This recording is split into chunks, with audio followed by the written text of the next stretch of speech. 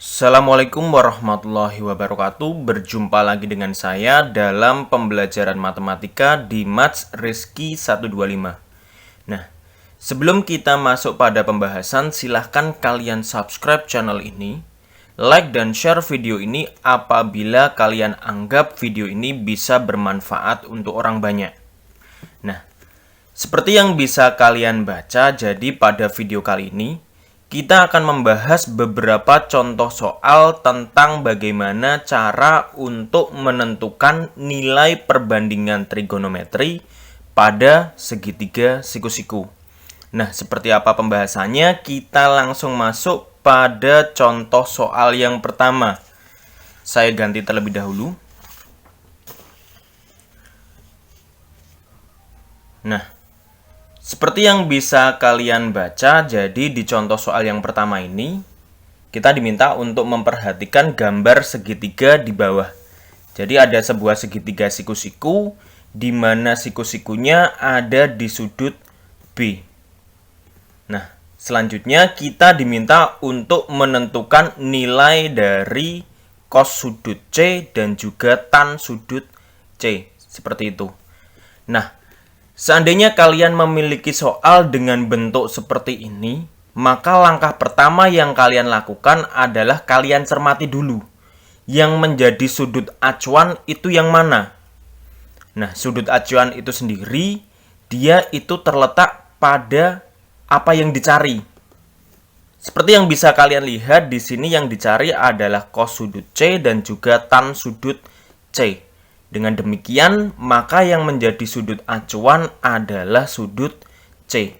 Berarti sudut inilah yang dijadikan sebagai sudut acuan. Seperti itu. Nah, setelah kita mengetahui sudut acuannya, maka langkah selanjutnya adalah kita tentukan sisi depan, sisi samping, dan juga sisi miring dari segitiga siku-siku yang kita miliki ini. Oke, kita mulai dari sisi miring. Seperti kita ketahui bahwa yang namanya sisi miring itu adalah sisi yang paling panjang. Nah, kalau kalian cermati, berarti yang paling panjang itu kan sisi AC.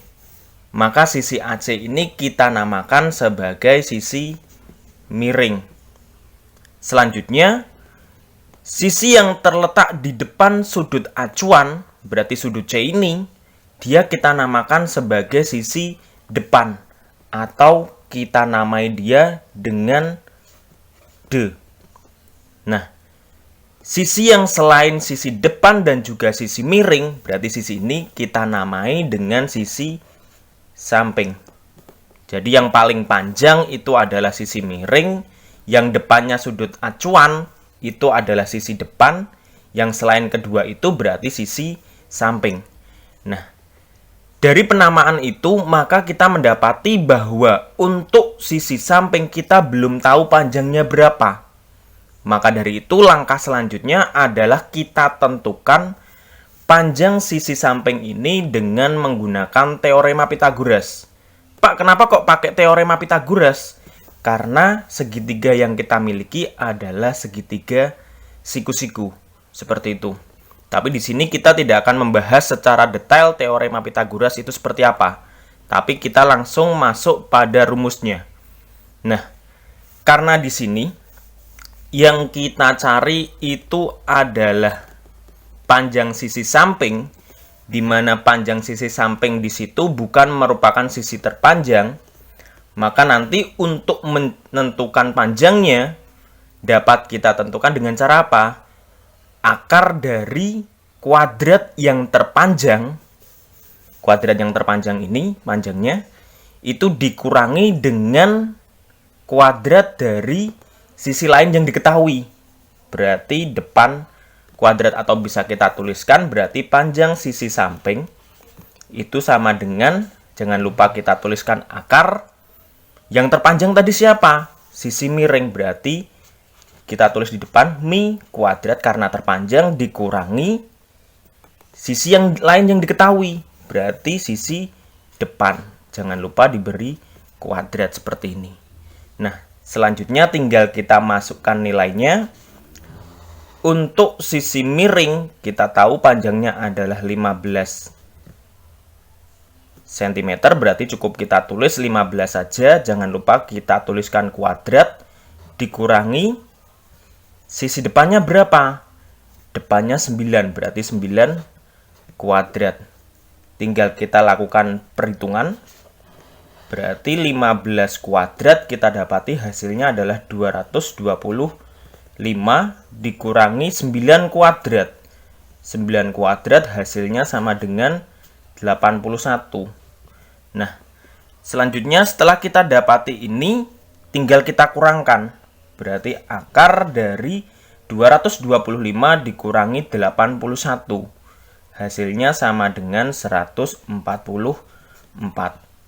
Akar dari 144 berapa? Akar dari 144 sama dengan 12. Nah, dari sini berarti kita dapati panjang sisi sampingnya berdasarkan teorema Pythagoras ini, perhitungannya, maka didapati panjang sisi sampingnya adalah 12. Nah, setelah kita dapati panjang dari masing-masing sisi, langkah selanjutnya berarti tinggal kita cari nilai perbandingan trigonometrinya. Berarti kita mulai dari cos sudut C. Oke, saya tulis dulu cos sudut C. Nah, setelah kita tuliskan seperti ini, tinggal kita tuliskan rumusnya. Masih ingat, untuk cos, rumusnya adalah sami atau samping per miring. Sampingnya berapa? Kita lihat di sini sampingnya adalah 12. Sedangkan miringnya berapa? Miringnya adalah 15. Seperti ini. Jadi cos untuk sudut C itu sama dengan 12 per 15. Selanjutnya kita cari tan sudut C. Tan sudut C. Masih ingat untuk rumus tan itu yaitu desa atau depan per samping. Tinggal kita masukkan depannya berapa, sampingnya berapa. Di sini kita tahu depannya yaitu 9. Tinggal kita tulis 9 per sampingnya 12. Oke. Jadi seperti ini. Oke, ini adalah contoh soal yang pertama. Nah, untuk lebih memperpaham kalian terkait dengan materi ini, kita akan coba selesaikan untuk contoh soal yang kedua. Saya ganti terlebih dahulu lembarnya. Nah, ini untuk contoh yang kedua. Seperti yang bisa kalian baca untuk contoh yang kedua, diketahui segitiga siku-siku ABC dengan siku-siku di B, di mana panjang AB itu sama dengan 6 cm dan BC-nya itu sama dengan 8 cm. Tentukan nilai dari sin sudut C dan cos sudut C. Seperti itu. Jadi di sini kita punya sebuah segitiga siku-siku ABC dengan siku-sikunya itu di B, ada dua sisi yang panjangnya sudah diketahui. Nah, ketika kalian diminta untuk menentukan nilai dari perbandingan trigonometri dengan soal yang seperti ini, maka langkah pertama yang harus kalian lakukan adalah kalian gambarkan terlebih dahulu segitiga siku-sikunya. Wajib itu. Tujuannya apa? Tujuannya adalah untuk mempermudah kita dalam menentukan perbandingan trigonometrinya. Gitu ya. Di sini sudah saya gambarkan segitiga siku-sikunya, yaitu segitiga siku-siku ABC dengan siku-sikunya ada di B. Seperti itu. Nah, selanjutnya tinggal kita masukkan nilai panjang dari masing-masing sisi yang diketahui tadi. Tadi diketahui bahwa panjang sisi AB itu 6 cm. Tinggal kita tuliskan di sini saja. Berarti panjang sisi AB ini, dia panjangnya sama dengan 6 cm. Selanjutnya panjang sisi BC. Panjang sisi BC-nya 8 cm. Tinggal kita tuliskan 8 cm seperti ini. Nah, setelah kita tuliskan setiap informasi yang kita miliki tadi, sama seperti contoh yang pertama, ketika kita diminta untuk menentukan nilai perbandingan trigonometri, maka tentukan terlebih dahulu mana yang merupakan sisi depan, sisi samping, dan juga sisi miring. Dengan apa? Dengan kita menentukan terlebih dahulu sudut acuannya. Nah, karena sudut acuannya di sini adalah sudut C, berarti disinilah sudut acuannya. Selanjutnya, kita tentukan panjang sisi depan, samping, dan juga miring. Dimulai dari sisi miring. Masih ingat? Sisi miring adalah sisi yang terpanjang. Berarti panjang sisi AC. Berarti dia merupakan sisi miringnya. Kemudian sisi yang berhadapan dengan sudut acuan, berarti dia merupakan sisi depan. Sedangkan yang bukan merupakan sisi depan dan sisi miring, dia kita katakan sebagai sisi samping. Seperti itu ya. Nah, setelah kita menuliskan setiap informasi yang ada, ternyata didapati kita belum tahu panjang sisi miringnya. Berarti kita harus mencari terlebih dahulu panjang sisi miring dengan menggunakan teorema Pythagoras. Nah, seperti yang bisa kalian lihat, sisi miring itu adalah sisi terpanjang. Berarti untuk mencari panjang sisi terpanjang, berarti apa? Akar dari kuadrat sisi-sisi yang diketahui itu kita jumlahkan. Jadi, sisi depan kan sudah diketahui, kita kuadratkan, ditambah dengan sisi lainnya yang diketahui siapa? Sisi samping. Dikuadratkan juga. Seperti itu. Berarti depan kuadrat ditambah samping kuadrat seperti ini. Tinggal kita masukkan nilainya saja. Berarti akar depannya kita tahu 6 kuadrat ditambah sampingnya tadi berapa? 8. Berarti 8 kuadrat. Tinggal kita lakukan pengoperasian, berarti akar 6 kuadrat kita dapati 36 ditambah 8 kuadrat hasilnya sama dengan 64. Berarti kita punya akar 36 ditambah 64 hasilnya sama dengan 100. Akar 100 itu berarti 10. Nah, di sini berarti kita punya panjang sisi miringnya adalah 10 cm.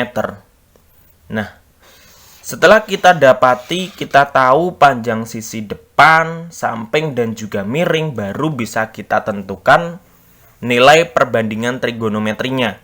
Baik itu untuk sin maupun yang cos. Kita mulai dari sin. Sin sudut C. Masih ingat rumus dari sin itu adalah demi. Berarti depan per miring.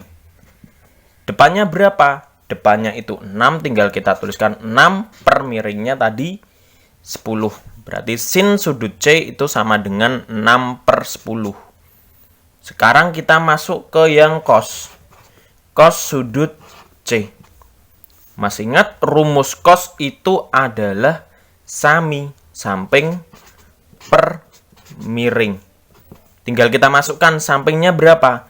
Sampingnya 8 per miringnya kita punya 10. Jadi cos sudut C dari segitiga ini itu nilainya sama dengan 8 per 10. Seperti itu. Baik, saya rasa cukup sekian penjelasan yang bisa saya sampaikan. Apabila ada tutur kata saya yang kurang berkenan, saya mohon maaf yang sebesar-besarnya. Semoga bermanfaat. Saya akhiri. Wassalamualaikum warahmatullahi wabarakatuh.